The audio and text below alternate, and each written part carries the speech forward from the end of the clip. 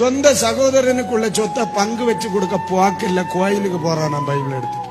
மானம் கேட்ட தெய்வீகம் என்ன? காண்கிற சகோதரனிடத்தில் அன்பாயிராதவன் காணாத தெய்வத்தோடு அன்பாயிருப்பது எப்படி?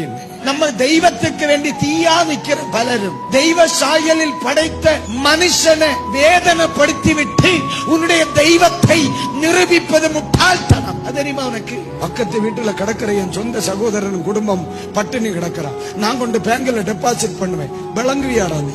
வெள்ள துணி போட்டது கொண்டோ, என்ன போல மீசை எடுத்தது கொண்டோ, நீ ஜிப்பா போட்டதுனால விளங்க போற காரியம் இல்லை. நீ உன் சுபாவம் மாறினா தப்பு. கூட்டு சகோதரனை வேதனை வச்சுட்டு உன் தெய்வத்தை தெய்வம் நிரூபிக்கணுமா?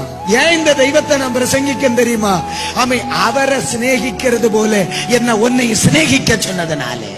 தெய்வத்தை ஒருத்த சிநேகிப்பான், தன்னோடு வாழ்கிறவன் அவனால சிநேகிக்க முடியும்.